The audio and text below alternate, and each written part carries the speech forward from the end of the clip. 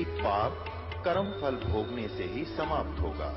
वो प्रभु कौन है जो पाप कर्म को काट देता है, वो काल के बंधन से छुड़वा देता है। उसका क्या नाम है, पूजा की विधि क्या है?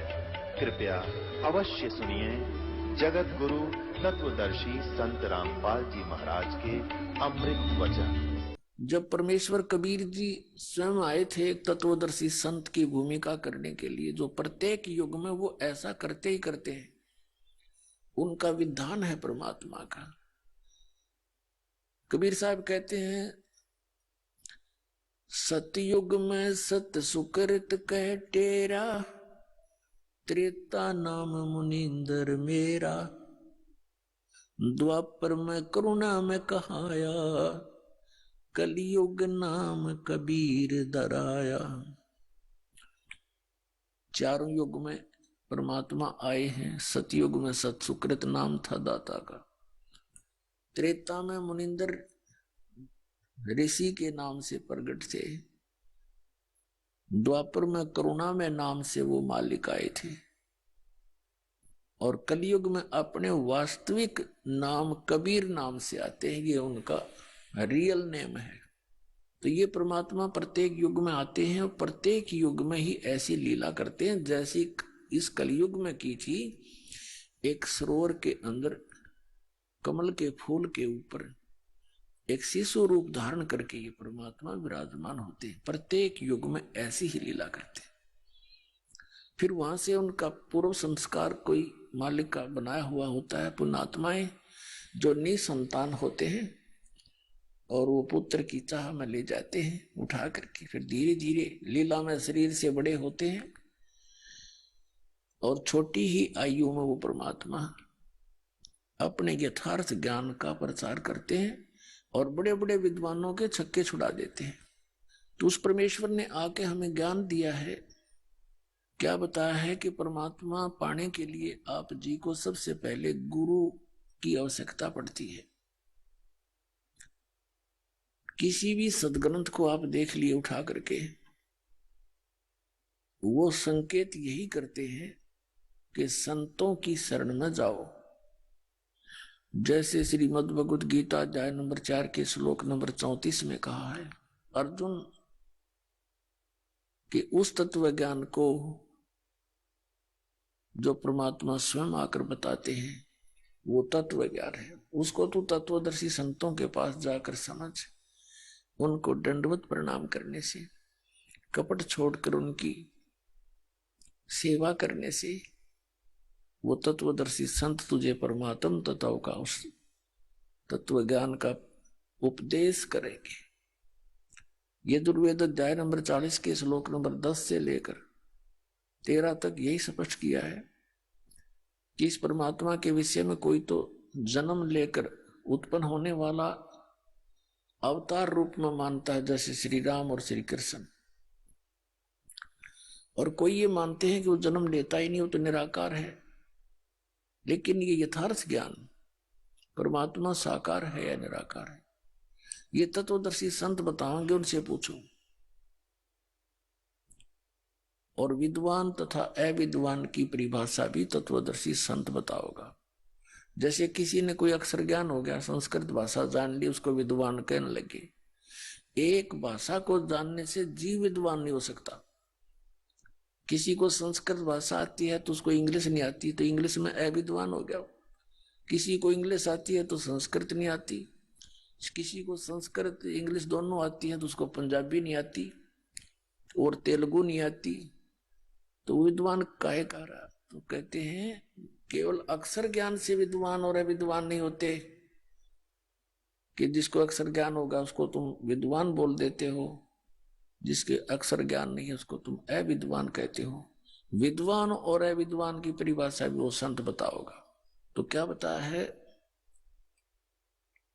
चारों युग में संत पुकारे, को के कहा हम हेल रे, हीरे माणक मोती बरसे, ये जग चुगता ढेल रे। क्या बताते हैं कि सतगुरु पूर्ण संत की शरण में जाने से आपको लाभ होगा, अन्यथा यह जीवन आपका नष्ट हो रहा है। क्या बताते हैं? और बात तेरे काम न आवे, संतों शरण लाग रे, के सोवे गफलत में बंदे, जाग जाग नर जाग रे, जाग जाग नर जाग रे। और बात तेरे काम न आवे, संतों शरण लाग रे, के सोवे गफलत में बंदे, जाग जाग नर जाग रे, जाग जाग नर जाग रे। भाई उठ सवेरे उका वर लिया, के जाग्या नर भाग रे। उठ सवेरे हुक्का वर लिया, क्या जाग्या नर भाग रे। सुक्रम करा ना करी रे बंदगी, ये फुटे तेरे बाग रे, फूटे तेरे बाग रे। और बात तेरे काम न आवे, संतों शरण लाग रे, के सोवे गफलत में बंदे, जाग जाग नर जाग रे, जाग जाग नर जाग रे। तन सराय में जीव मुसाफिर, करता रहे दिमाग रे। रात बसेरा कर ले डेरा, चले सवेरा त्याग रे, चले सवेरा त्याग रे। और बात तेरे काम न आवे, संतों शरण लाग रे, के सोवे गफलत में बंदे, जाग जाग नर जाग रे, जाग जाग नर जाग रे।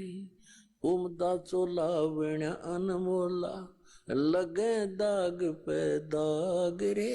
2 दिन की गुजरान जगत में, क्यों जले बिरानी आग रे, जले बिरानी आग रे। और बात तेरे काम न आवे, संतों शरण लाग रे, के सोवे गफलत में बंदे, जाग जाग नर जाग रे, जाग जाग नर जाग रे।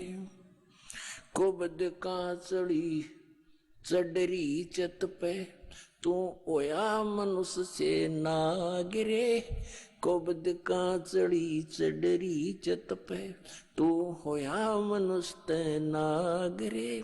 सूझे नहीं सजन सुख सागर, बिना प्रेम बैराग रे, बिना प्रेम बैराग रे। और बात तेरे काम न आवे, संतों शरण लाग रे, के सोवे गफलत में बंदे, जाग जाग नर जाग रे।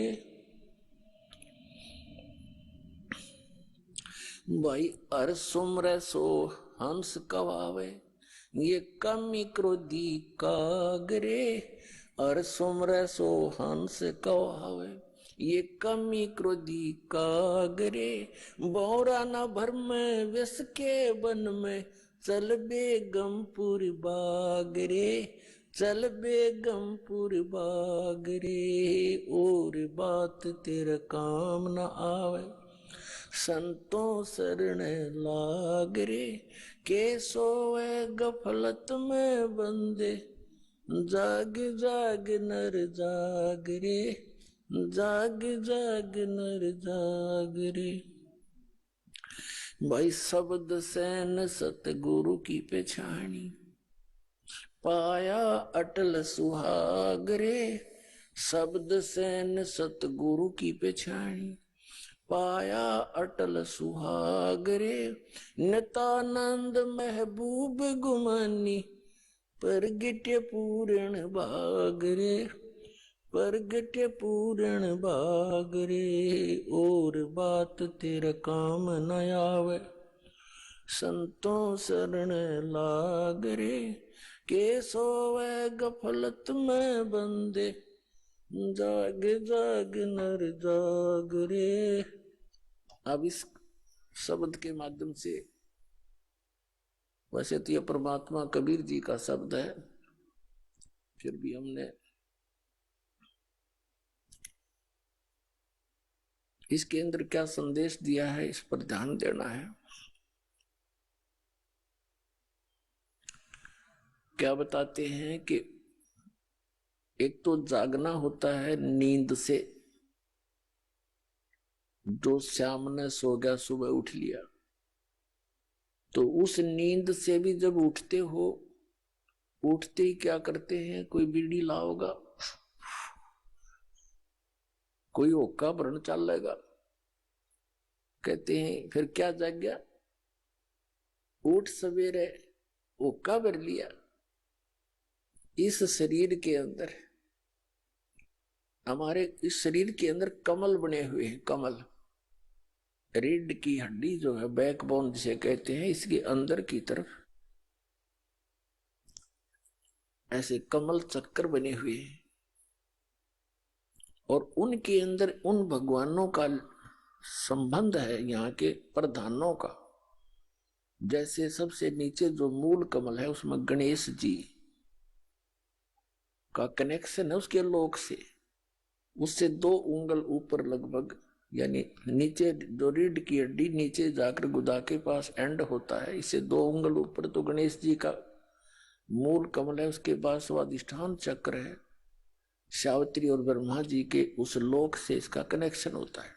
और फिर नाभि के सामने नाभि कमल है, बैक में, बैकबोन के अंदर की साइड में, नाभि के सामने, तो उसमें विष्णु और लक्ष्मी जी का निवास है, यानी उनके लोक से वो कनेक्टेड है सबका, ऐसे तार से कनेक्टेड है सब, जितने भी प्राणी मनुष्य शरीरधारी हैं। और हृदय कमल, हम दोनों सतनों के बीच में जो स्थान है, वो बैकबोन रीढ़ की हड्डी के अंदर की तरफ, यानी ये तो एक निशान है कि यहाँ है वो, इसको हृदय मध्य का कमल कहते हैं। इसमें शिव और पार्वती जी का वो लोक है, उससे संबंध है इसका। और कंठ कमल में, ये कंठ है, इसके यहां पर जहां ये थोड़ी सी बैंड होती है रीढ़ की हड्डी, इसके अंदर की साइड में इसका दुर्गा जी का कमल है, उसके लोक से कनेक्शन है। आगे त्रिकुटी कमल है, सहस्रार कमल है। तो इस प्रकार अब क्या बताते हैं, जैसे जो हुक्का पीते हैं, तो इस शरीर के अंदर उन कमलों में जैसे ये धुआं ऑक्सीजन के स्थान पर कार्बन डाइऑक्साइड है, और इसका इस सारे शरीर में प्राणों से ही ये सब क्रियाएं हो रही हैं, श्वास वायु से। तो ये वायु के अंदर मिलकर इन कमलों के अंदर जाकर के ये अपनी दुर्गंध छोड़ता है, और उस दुर्गंध का कुछ अंश उन भगवानों के लोकों में जाता है जहां वो विराजमान है। तो इस प्रकार परमात्मा ने बताया है कि वो जो व्यक्ति हुक्का पीते हैं, शराब पीते हैं, या कोई सिगरेट पीते हैं, तंबाकू सेवन करते हैं, तो उनका जो असर है इस शरीर के अंदर विद्यमान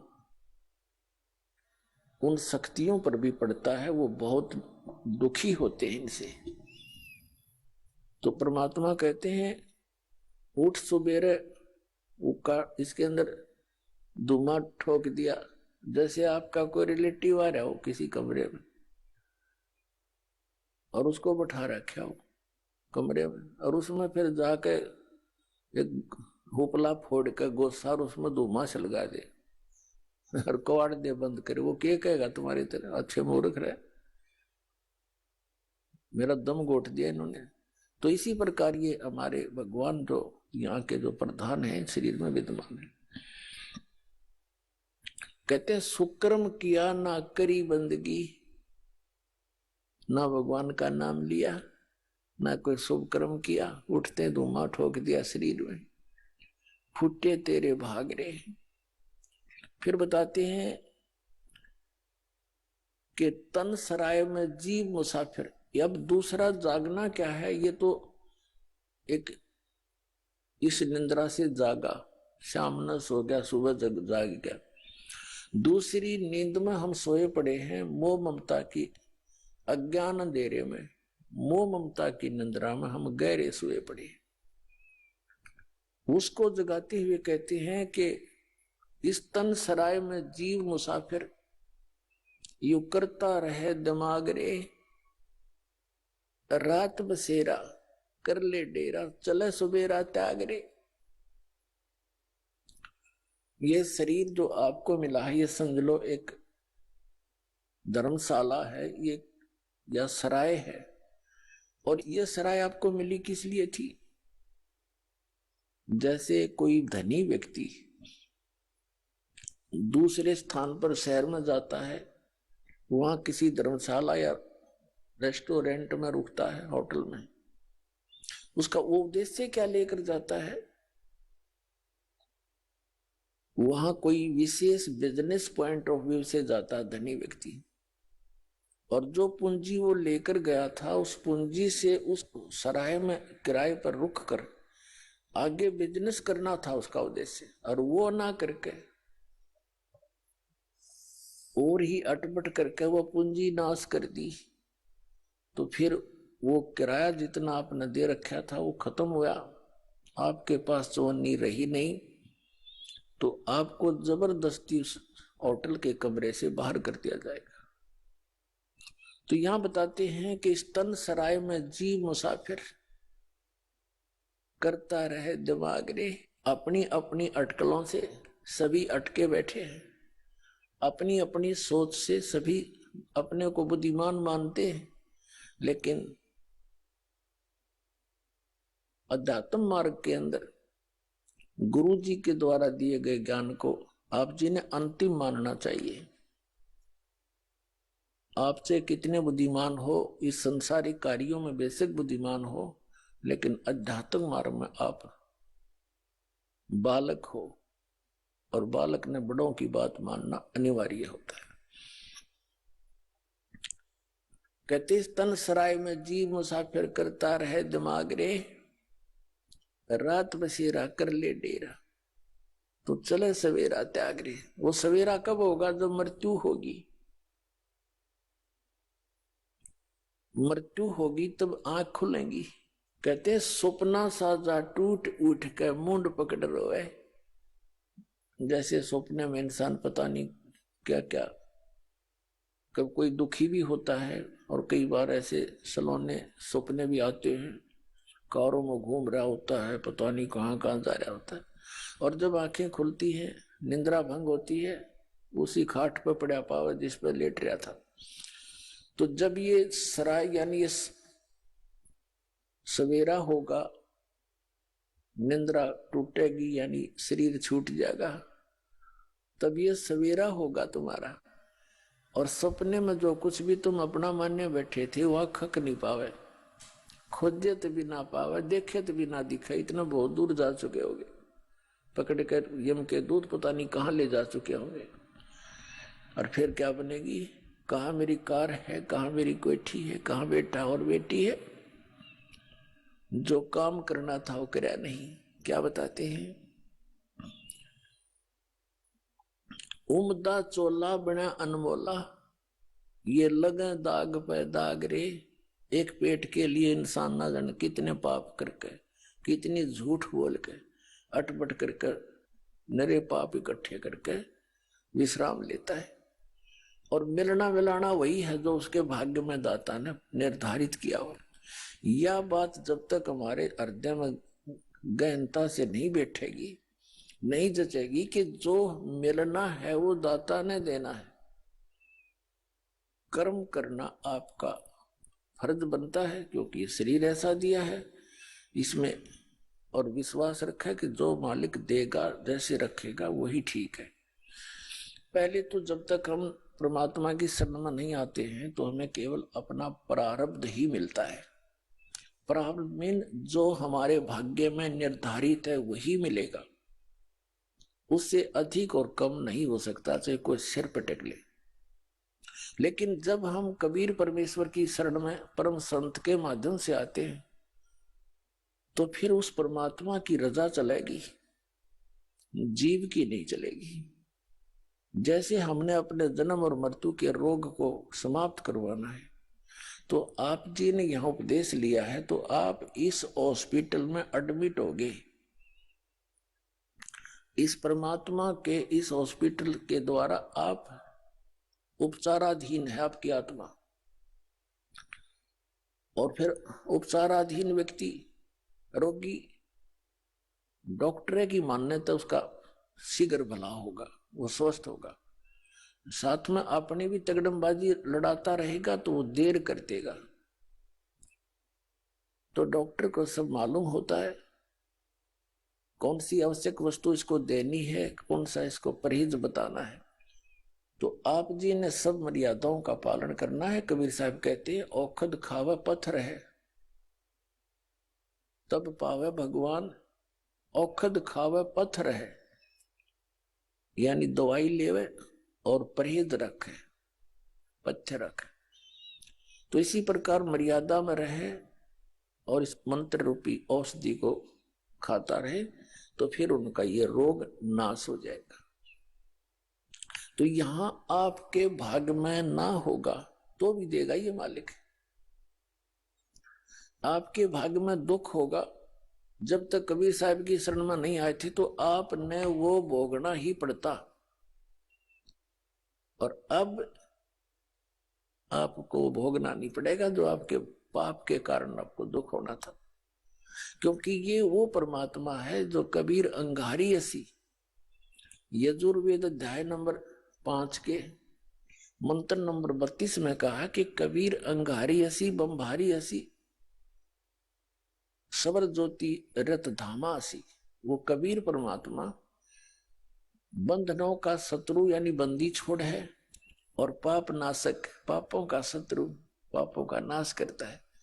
और वो सवर ज्योति सोम प्रकाशित सतलोक के अंदर वो वहां रहता है। ये परमात्मा आपके प्रारब्ध के पाप कर्म को भी नाश करेगा,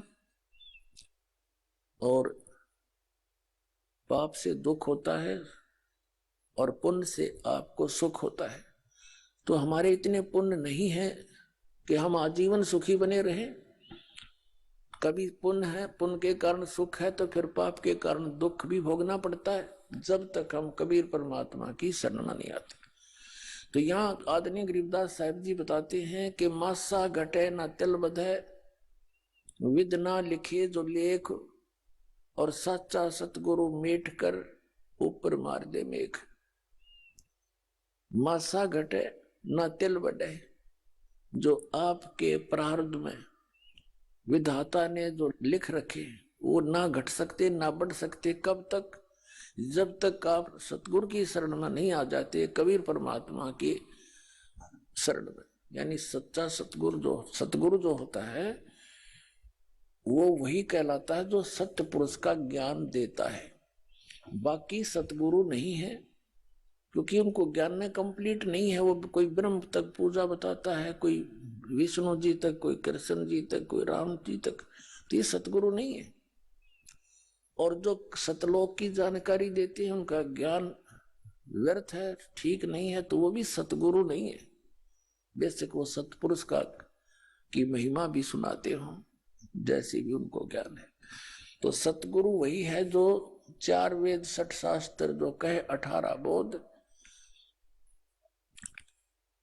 तो पुण्यात्माओं, आपका सौभाग्य है कि आप जी को उस परम पिता की शरण मिल गई, जिसकी शरण में आने के बाद आपको प्रारब्ध का कर्म कोई सेध देगा नहीं, पाप नहीं दुख देगा। जो आपके भाग्य में पुण्य है वो सुरक्षित रहेंगे, और पुण्य आपको यहाँ वृद्धि करने की एक ऐसी विधि बताई जाती है जिससे पुण्य का ढेर लगता चला जाएगा। तो इन पुण्यों से, भक्ति से, मंत्र के जाप से आपने इस संसार में जब तक श्वास है रहोगे तब तक इन्हीं से आपने यहां का भी खर्चा चलाना है और इसको सुरक्षित भी रखना है, जो सतलोक में जाने के लिए यह कमाई काम करेगी। तो ये दोनों ही आपके यहां से स्टार्ट हो जाएंगे। यहां कौन कौन सी विधि बताई जाती है और सतगुरु हमें क्या बताएगा। अब सतगुरु कैसे विधि बताएगा। अब कबीर परमात्मा ने क्या बताया है, जग सारा रोगिया रे, जिन सतगुरु वैद न जाण्या, जग सारा रोगिया रे, जग सारा रोगिया रे, जिन सतगुरु वैद न जाण्या, जग सारा रोगिया रे। भाई जन्म मरण का रोग लग्या है, तरसना बडेरी खांसी, जन्म मरण का रोग लग्या है, तरसना बडेरी खांसी, आवागवन की डोर गले में या पड़ी काल की फांसी, जग सारा रोगिया रे, जिन सतगुरु वैद न जाण्या, जग सारा रोगिया रे, जग सारा रोगिया रे, जिन सतगुरु वैद न जाण्या, जग सारा रोगिया रे। भाई सच्चा सतगुरु कोई न पूजे, इन झूठों जगपतियासी, सच्चा सतगुरु कोई न पूजे, इन झूठों जगपतियासी, अंधे की बां गई अंधे ने, ये मार्ग कौन बतासी, जग सारा रोगिया रे, जिन सतगुरु वैद न जाण्या, जग सारा रोगिया रे, जग सारा रोगिया रे, जिन सतगुरु वैद न जाण्या, जग सारा रोगिया रे।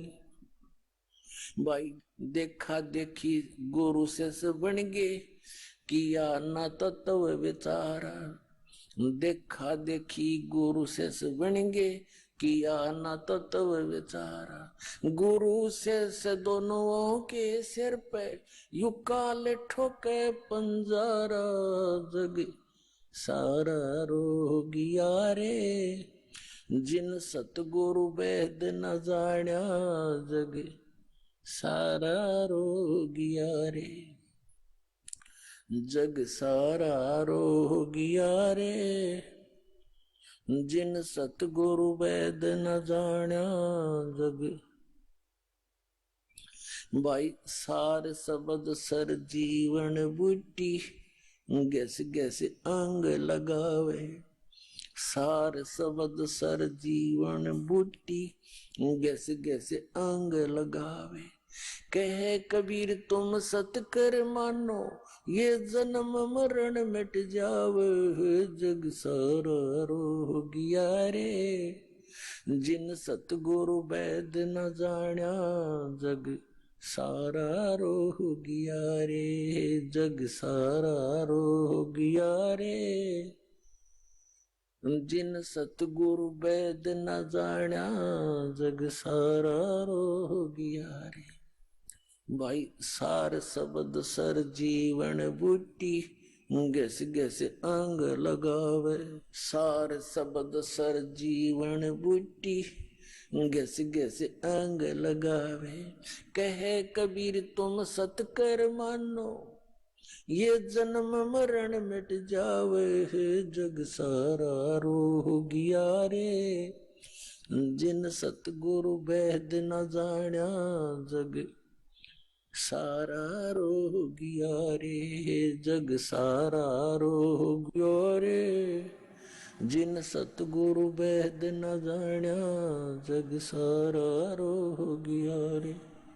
अब परमात्मा बताते हैं कि यहाँ सभी जन्म मरण के रोग से ग्रस्त है। आप जी श्री विष्णु जी श्री शंकर भगवान जी की पूजा करते थे, इनको अजर अमर मान के ये अज्ञानी गुरु लोग आपको मिसगाइड किए हुए थे।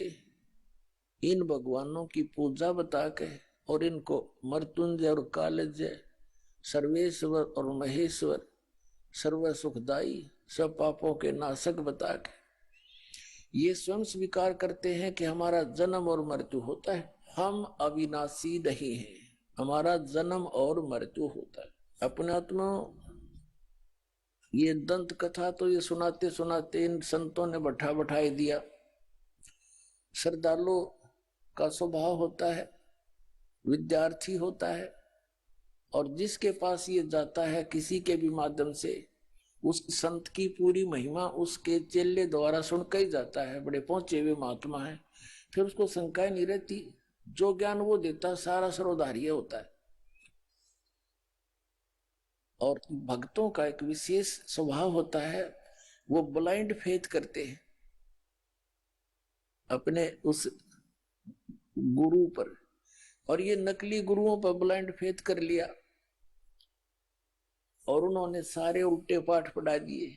बताओ, आज तक हमारे हिंदू धर्म के धर्म गुरु जो शंकराचार्य और आचार्य को वहां थे, और मंडलेश्वर और ब्राह्मण को वहां थे, और चारों वेदों और पुराणों के वो कंठस्थ ज्ञाता कहलाते थे, ये हमें वेदों पुराणों और गीता का कैख है वे नहीं बता पाए आज तक। तो काय के सतगुरु थे ये।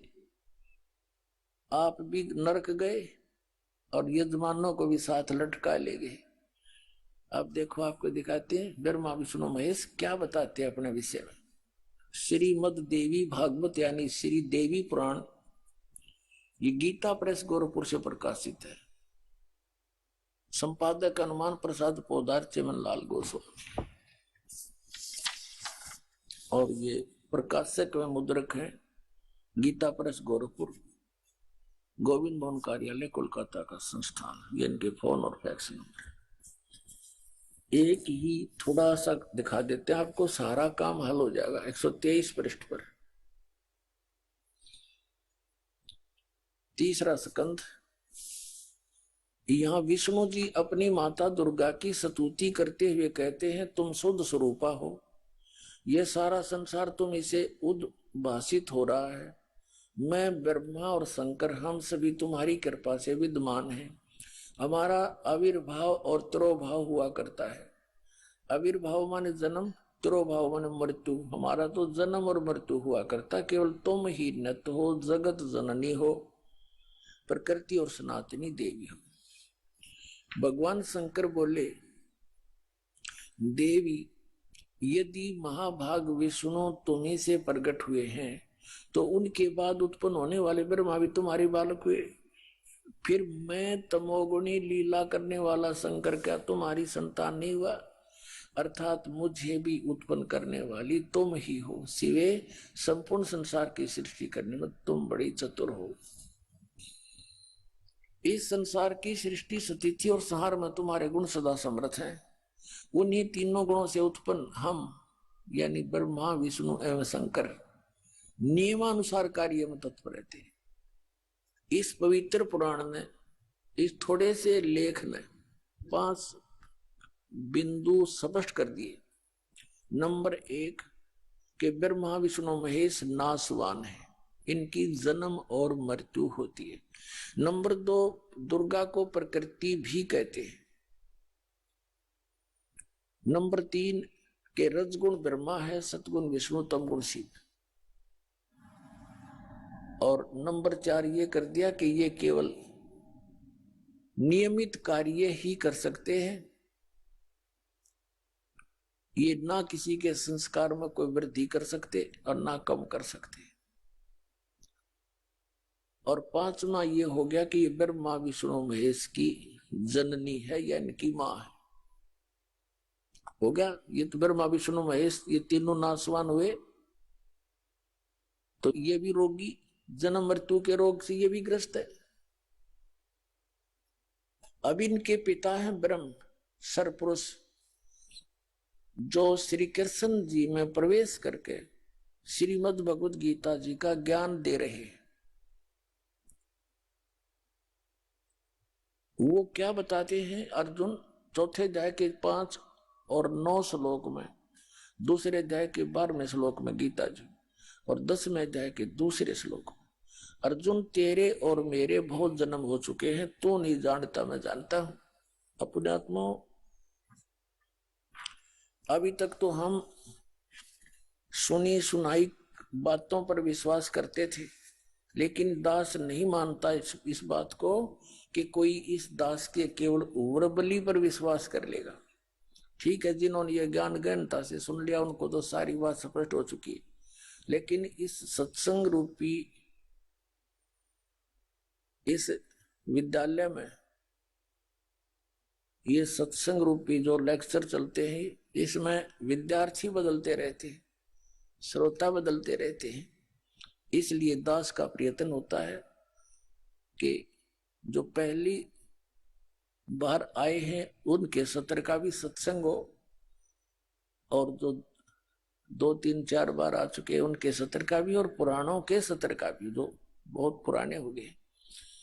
तो ये सामूहिक ही ये ज्ञान दिया जाता है, और ये ज्ञान यज्ञ का फल आपको मिलता है। अब देखिएगा श्रीमद् भगवद गीता, गीता प्रेस गोरखपुर से प्रकाशित है, जयदयाल गोविंद का इसके अनुवादक है। ये इसने अपने हाथ से लिखा है। देखिएगा श्रीमद् भगवद गीता अध्याय नंबर 4 के और श्लोक नंबर ये 5, यहां इसका अनुवाद है। हे परंतम अर्जुन, मेरे और तेरे बहुत से जन्म हो चुके हैं, उन सब को तू नहीं जानता किंतु मैं जानता हूं। ठीक हो गया। अब ये चौथे अध्याय के 9वें श्लोक में क्या कहता है, हे अर्जुन, मेरे जन्म और कर्म दिव्य हैं, अलौकिक हैं। ठीक है। अब दूसरे अध्याय के 12वें श्लोक में, ये दूसरा अध्याय नंबर 2 का और श्लोक नंबर यहां 12 है। न तो ऐसा ही है कि मैं किसी काल में नहीं था, अथवा तू नहीं था, अथवा ये राजा लोग नहीं थे, और न ही ऐसा है कि इससे आगे हम सभी नहीं रहेंगे। कहने का भाव ये है कि तेरी भी जन्म मृत्यु बनी रहेगी और मेरी भी बनी रहेगी। अब इस दूसरे अध्याय के 17वें श्लोक में क्या कहता है गीता ज्ञानदाता, अपने से अन्य परमात्मा की महिमा बताता है। कहता है कि नाश रहित तो उसको जान जिससे ये संपूर्ण जगत दृश्य वर्ग व्याप्त है, और इस अविनाशी का विनाश करने में कोई भी समर्थ नहीं है। 10वें अध्याय का दूसरा श्लोक, ये अध्याय नंबर 10 का और श्लोक नंबर 2 है। यहीं पर मेरी उत्पत्ति को, गीता ज्ञानदाता ब्रह्म कहता है मेरा जन्म तो हुआ है, मेरी उत्पत्ति को, लीला से प्रकट होने से नहीं, मेरी उत्पत्ति को न देवता लोग जानते हैं और न महर्षि ही जानते हैं, क्योंकि मैं सब प्रकार से देवताओं और महर्षियों का भी आदि कारण हूं। भावार्थ क्या है इस गीता ज्ञानदाता का कि ये जितने भी इस ब्रह्मांड के अंदर, इसके लोक में 21 ब्रह्मांड में जितने भी ऋषि महर्षि ब्रह्मा विष्णु महेश देवता या जीव है, जैसे ब्रह्मा विष्णु महेश की उत्पत्ति दुर्गा और इस काल के संयोग से हुई है, तो ये ब्रह्मा विष्णु महेश को आज तक अपने पिता का ज्ञान नहीं। 3 देव सो उसको धावे, निरंजन का वो पार न पावे। इसने प्रतिज्ञा कर रखी है कि मैं कभी भी अपने वास्तविक रूप में किसी को दर्शन नहीं दूंगा, और मेरा भेद दुर्गा तो किसी को मत बताना। तो दुर्गा देवी जो है, देवी जी उस निरंजन के डर से उसका कोई यथार्थ ज्ञान अपने बच्चों को भी नहीं बताती। ये तो परमात्मा आए, कबीर भगवान जो सबके जनक हैं, जिसने इस निरंजन की भी उत्पत्ति की, ज्योति निरंजन ब्रह्मा विष्णु महेश के पिता की, और दुर्गा की उत्पत्ति उन्हीं से हुई, वो सबके जनक है। उसने आके इनकी जन्म और मृत्यु बताई, इनकी सतिथि बताई, ब्रह्मा विष्णु महेश की सतिथि बताई। वो हमारा गले नहीं उतरी, क्योंकि उस समय हम अशिक्षित थे। और इन नकली गुरु ब्राह्मण ऋषि महर्षि आचार्य शंकराचार्यों ने 600 वर्ष पहले परमात्मा आए थे, तो उन्होंने परमात्मा के ज्ञान को हमारे तक नहीं आने दिया। ये कहकर के कबीर अशिक्षित है, ये सदग्रंथों से अपरिचित है, संस्कृत भाषा ये जानता नहीं, झूठ बोलता सारी, जबकि परमात्मा सारी साची कह कर चले गए। उस समय के लिखे हुए वचन आज सदग्रंथों ने समर्थन किया, जो भगवान बताया करते थे। अब ये सिद्ध हो गया कि ये तीनों, ये गीता ज्ञान दाता भी नासवान, ये भी जन्म मृत्यु के रोग में। अब श्रीमद् भगवत गीता अध्याय नंबर 15 के श्लोक नंबर 16 और 17 में 3 पुरुष बताए, एक सरपुरुष, एक अक्षर पुरुष। सरपुरुष और अक्षर पुरुष तथा इनके अंतर्गत जितने भी प्राणी हैं वो सभी नासवान है, और ये भी नासवान है। गीता अध्याय नंबर 15 के श्लोक नंबर 17 में बताया है कि उत्तम पुरुष तो अन्य है परमात्मा इति उदाहरते, ये लोक तरम आविश्य विवर्ती अवैश्वर है। उत्तम पुरुष श्रेष्ठ परमात्मा तो कोई और है इन दोनों से, सरपुरुष और अक्षर पुरुष से। ये देखिएगा श्रीमद् भगवत गीता, गीता प्रेस गोरखपुर से प्रकाशित है, अध्याय नंबर 15 का श्लोक नंबर 16 और 17 दिखाते हैं। श्रीमद् भगवत गीता अध्याय नंबर 15 का और श्लोक नंबर 16 यहां पर है। द्वौ माने दो, इमौ माने इस, पुरुषो माने पुरुष यानी प्रभु, लोके क्षर से अक्षर एवं सर सर्वाणी भूतानी कटुष्ट अक्षर उच्चते। इसका अर्थ ये बनता है, इस संसार में नासवान और अविनाशी भी ये 2 प्रकार के पुरुष हैं। यहां इन्होंने अर्थ कर दिया, इनका नहीं, या लिखना था जैसे ये संस्कृत को देखेंगे आसानी से समझना। ये द्वौ इमौ पुरुषो लोके सर से अक्षर है, यहां लगाना था इस लोक में 2 सरपुरुष और अक्षर पुरुष। सरपुरुष ये ब्रह्म है, सरब्रह्म, और अक्षर पुरुष ये परब्रह्म है। ये दो पुरुष हैं, ये 2 भगवान हैं। याद देखना, इस संसार में सरपुरुष और अक्षर पुरुष लिखना था यहाँ पर।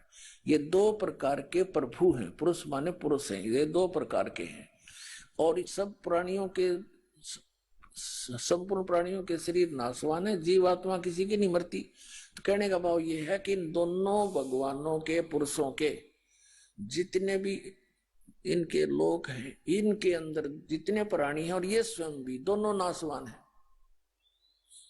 सरपुरुष ये ब्रह्म है, 21 ब्रह्मांड का ये मालिक है, और अक्षर पुरुष ये परब्रह्म है, ये 7 संख ब्रह्मांड का स्वामी है। और उत्तम पुरुष है तू अन्य परमात्मा इति उदाहरते है। ये देखिएगा गीता अध्याय नंबर 15 के और श्लोक नंबर 17 में, ये 17 में उत्तम पुरुष है तू अन्य। उत्तम पुरुष यानी पुरुषोत्तम श्रेष्ठ भगवान तो अन्य है, परमात्मा इति उदाहरते जिसको भगवान कहते हैं। इन दोनों से, सरपुरुष और अक्षर पुरुष से, तो वो अन्य है, कोई और है जो तीनों लोकों में प्रवेश करके सबका धारण पोषण करता, वो अवय ईश्वर है। अवय माने अविनाशी, अवय अविनाशी।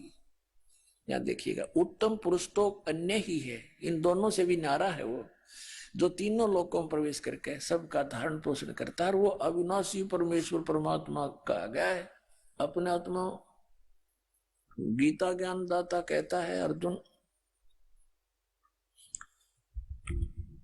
यदि तूने मेरी शरण में रहना है तो युद्ध भी करना पड़ेगा। 8वें अध्याय के 5 और 7 श्लोक में गीता ज्ञानदाता कहता है कि तू युद्ध भी कर, मेरा स्मरण भी कर, मुझे प्राप्त होगा। लेकिन युद्ध, जहां युद्ध करना पड़े फिर वहां शांति नहीं हो सकती। आइए अब हम उन श्रद्धालुओं के अनुभव जानते हैं जो जगत गुरु तत्वदर्शी संत रामपाल जी महाराज जी से दीक्षा प्राप्त कर चुके हैं तथा उनके द्वारा बताए गए भक्ति मार्ग पर चल रहे हैं। जी नमस्कार। नमस्कार जी सर जी। क्या नाम है जी आपका? जी मेरा नाम बीना बालियान है। कहाँ से आए हैं आप? जिला मुजफ्फरनगर, गांव सोरम। संत रामपाल जी महाराज जी से नाम दीक्षा लेने से पहले आप क्या भक्ति साधनाएं करते थे? जी मैं दे देता हूँ, मैं ज्यादा ही मतलब व्रत जो कुछ भी बताता था मैं बहुत ज्यादा उसी में ही वो थी जी। 3 दिए अपने घर में जलाया करती थी मैं, एक पितर का, एक देव का, एक देवताओं का, कि मेरे घर में शांति बनी रहे।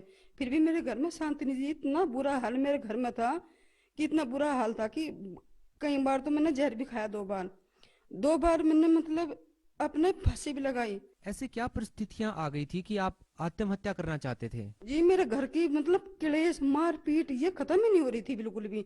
इतनी पूजा व्रत करते करते भी मेरे घर में बिल्कुल भी शांति नहीं थी। शांति के लिए व्रत करते हैं पर नहीं। तो फिर आपको संत रामपाल जी महाराज जी के बारे में कैसे पता चला? संत रामपाल जी महाराज के बारे में जी हमारे पति को पता लगा।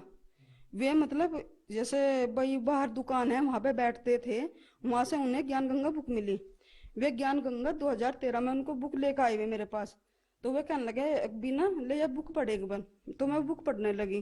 तो बुक वो तो मैं कहानी के तौर से पढ़ी, मैं वहां पे भाव नहीं लेगी। सारी बुक पढ़ दी मैंने, 10 दिन में वो सारी बुक पढ़ दी, पर मेरे वो भाव नहीं गया वहां पे। भाई मुझे इतना ज्ञान नहीं था सत्संग का, के गुरु जी के बारे में मुझे इतना ज्ञान नहीं था बिल्कुल भी। फिर हमारे जो पति है वे 2014 13 तारीख को नामदान लेकर आए। उन्होंने मतलब हमें कुछ नहीं बताया कि मैं लेकर आया। उन्होंने बुक भी और वो भी छुपो कर रख दी। धीरे धीरे मुझे पता लगा, मैं गुस्सा करा, मैं कहने लगी मैं कहा आप मुझे भी ना बताओ वहां पे कैसे चले गए। इन्होंने धीरे धीरे मुझे समझाई, ये मुझे बरवाड़ा आश्रम में लेकर गए।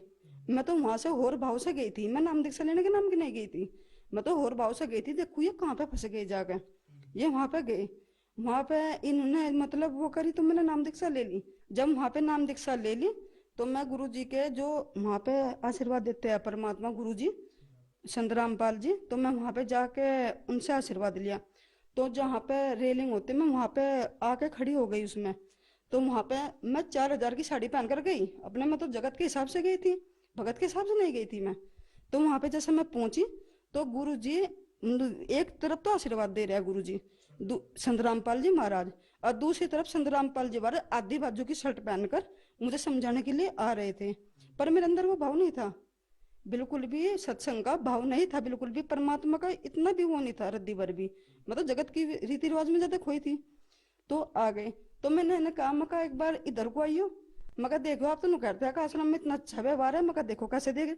तो क्षण भर में ही परमात्मा वहां से संत रामपाल जी महाराज 1 सेकंड के अंदर गायब हो गए। ये पता नहीं कहाँ गए और कहाँ नहीं। वे मुझे समझाने के नाम के, इस काल के लोग से निकालने के नाम के संत रामपाल जी महाराज मुझे वहां पे आए थे। कोई बात नहीं जी, मैं घर पे आ गई। घर पे आने के बाद में ये तो अपनी भक्ति कर रहे चुपचाप, मैं ये कह रही मैं चुप क्यों रहने लग गए, बिल्कुल ही मतलब वो नहीं करते। तो मैं उन पर और गुस्सा होने लगी, नाम भी लिया। संत रामपाल जी महाराज से जुड़ने से पहले आपके पति कैसा व्यवहार करते थे? मेरे पति का व्यवहार जी, वे नशा भी करते थे जी, नशा भी करते थे जी बहुत ज्यादा। मैं टेंशन में इतनी थी जी कि मैं इस नशे के ऊपर मैंने जहर खा लिया था। मैं तुझे छोड़ दूं या मुझे छोड़ दो, मारना पीटना। कई बार तो मैं अपने मुझे पिहर वाले भी लेकर चले गए थे, ऐसे खून निकलता चला गया। मैं फिर भी मैं कहने मैं रहूंगी तो वहीं पे रहूंगी। संत रामपाल जी महाराज जी से नाम दीक्षा लेने के बाद आपके पति ने नशा छोड़ दिया या उसके बाद भी नशा कर रहे थे? संत रामपाल जी के नाम दीक्षा लेने के बाद जी ये देखो जोन सा आदमी एक मंडल यहाँ पे एक मंडल यहाँ पे इतनी बीड़ी पीता हो, संत रामपाल जी महाराज से नाम दीक्षा लेने के बाद में वो बीड़ी तो दूर की बात उनके पास बैठता भी नहीं है। जो गांव वाले लोग थे, किसे पता लगा था कि यह लड़की उनकी है, तो वे कहते थे तुमने अपनी लड़की को कहाँ धक्का दे दिया। अब वे ही कहते हैं जगत वाले कि ये इतना अच्छा आदमी है कि इतनी अच्छी बात का किसी के घर में मतलब बैठकर खाना के तो दूर की बात है, पानी भी नहीं पीता, इतने अच्छा व्यवहार का। आपको कैसा लग रहा था जब आपके पति ने संत रामपाल जी महाराज से नाम दीक्षा लेने के बाद नशा छोड़ दिया, उनका जो व्यवहार था वो बहुत अच्छा हो गया, तो आपको कैसा लग रहा था? मैं जी धीरे धीरे परमात्मा में विश्वास होने लगा मुझे। मैं कहा जो कुछ है परमात्मा ही है, संत रामपाल जी भगवान है, जो कुछ भी है। मैं फिर धीरे धीरे मेरी आस्था उधर बढ़ने लगी, मैं इनकी पैर पे पैर रख के चलने लगी। मैं फिर जाके 2020 में दोबारा नाम उपदेश लिया अपना सहारनपुर से।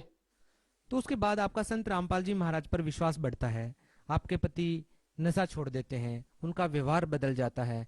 तो आपके जीवन में क्या बदलाव आए? आपको संत रामपाल जी महाराज जी से नाम दीक्षा लेने के बाद क्या लाभ मिले? मुझे भूत प्रेत की बाधा इतनी थी जी कि घर में ना तो काम, खाना बना दी थी, बर्तन भी ऐसे पड़े रहते, चूल्हा भी ऐसे पड़े रहता, मेरे बच्चे गाल मुंह को आवारा की तरह फिरते थे। और मैं मतलब खाना खाने के बाद मैं ऐसे पड़ी रहती थी जैसे कि किसी ने मुझे चरचर नशे की गोलियां दे रखी हो, मैं ऐसे लेटी रहती थी जी। धीरे धीरे धीरे जब मुझे सतनाम मिलने की बारी आई मेरी, तो मैं संत रामपाल जी के बाद शामली आश्रम में अपना सतनाम लेने के नाम की आ रही थी जी। वहां पे मतलब उस रात को मुझे सुबह आना था, उस रात को एक लड़का एक लड़की जड़े हुए चिता पे से उठकर वे बोले, आके मेरे पांतों की तरफ खड़े हो गए। सतनाम लेने से पहले की बात है जी। सपने में? हाँ जी, सपने में खूब दिखे जी मुझे। वे आए, वह लेडीज जो थी वो बोली जली हुई कि इसके अंदर बढ़ूंगी, अपना बच्चा पैदा करूंगी।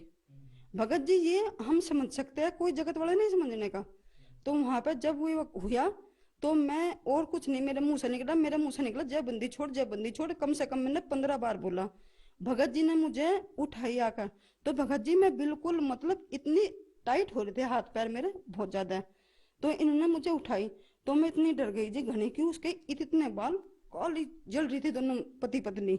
तो मैं कहा ऐसा बात है। तो एक तो परमात्मा ने मुझे वहां से बचाई जी। फिर अगले दिन मैं संत रामपाल जी के पास सतनाम लेकर गई जी। जब से बाद में मुझे भूत प्रेत की बात है जी नहीं। अब मैं और तो और दोपहर में ये भी नहीं देखती कि सोते कैसे है, इतना काम अपने घर पर करती हूँ। सर जी ये छोटे मोटे जो लाभ है जी, अभी 5 महीने की बात है जी। मेरा जो छोटे वाला लड़का है उसका सोते सोते का सांस बंद हो गया जी। वो सूझेगा बहुत ज्यादा, इतना सूझेगा जी कि उसे सांस आना मतलब झटके से सांस लेता। मैं परमात्मा आप ही दया करोगे, ये बच्चा आज की रात उतार दो। सुबह फिर हम इसे डॉक्टर के लेकर गई। डॉक्टर ने कह दिया कि इसको अस्थमा है, उसकी सांस की नली पर सोई है कि यह बीमारी कभी ठीक नहीं हो सकती। 12 साल का लड़का है जी वो। तो वहां पे हम डॉक्टर के लेकर गए।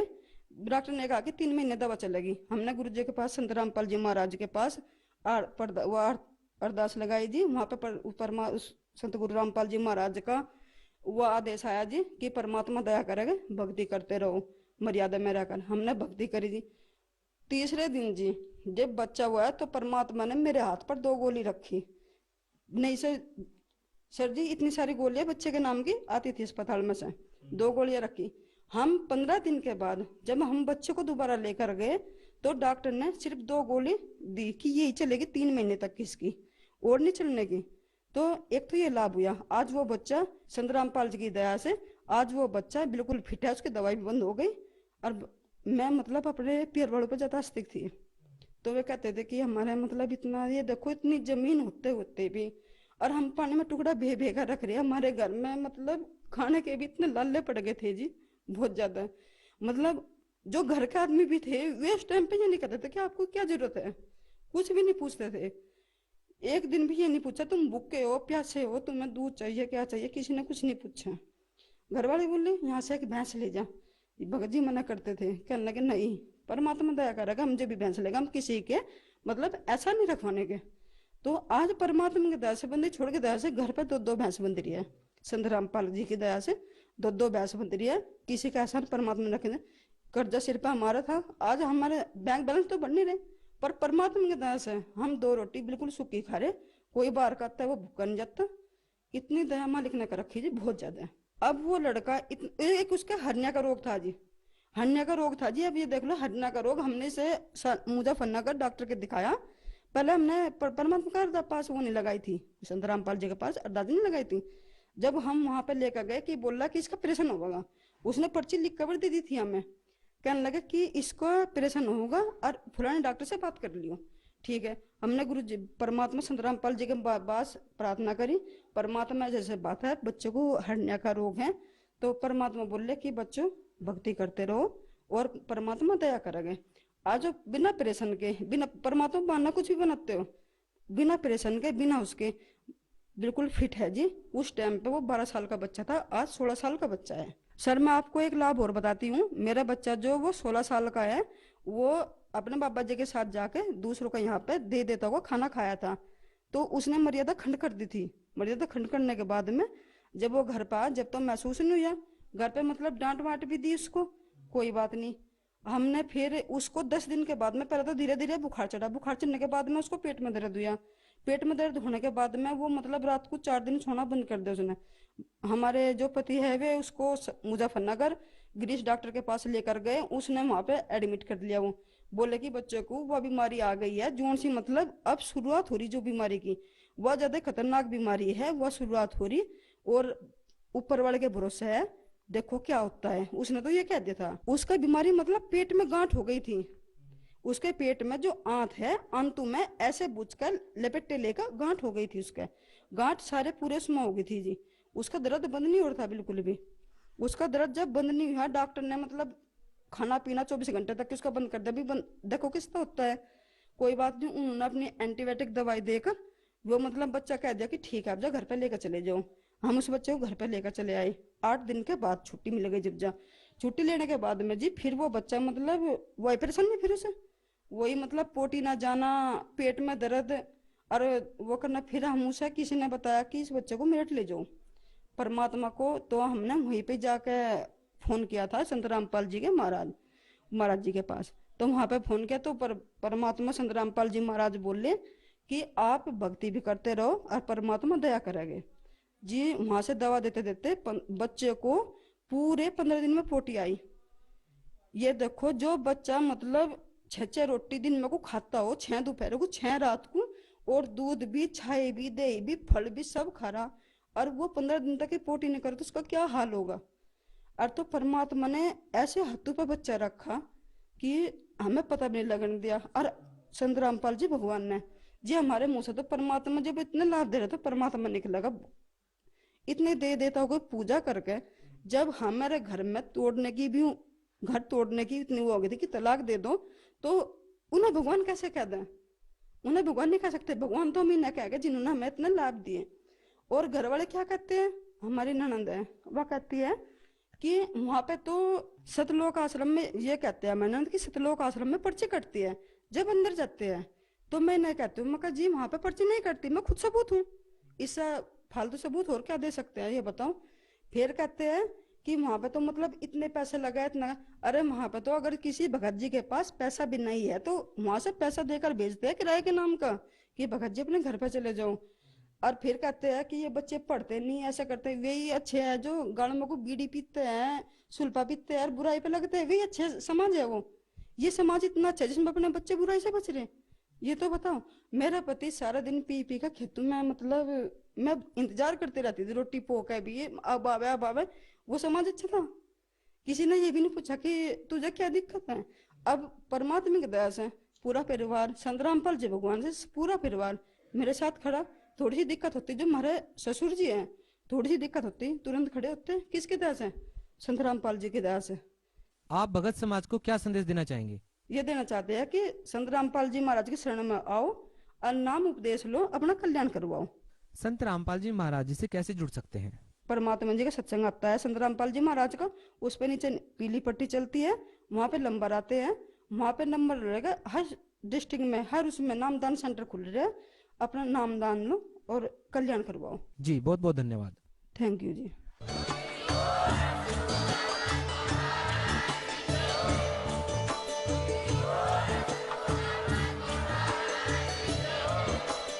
आप सुन रहे थे जगत गुरु तत्वदर्शी संत रामपाल जी महाराज जी के मंगल प्रवचन। अधिक जानकारी के लिए विजिट कीजिए हमारी वेबसाइट www.jagatgururampalji.org। संत रामपाल जी महाराज जी के शुभ आशीर्वाद से पूरे विश्व भर में 500 से भी ज्यादा नाम दीक्षा केंद्र हैं, जिन पर संत रामपाल जी महाराज जी द्वारा ऑनलाइन निशुल्क नाम दीक्षा दी जा रही है।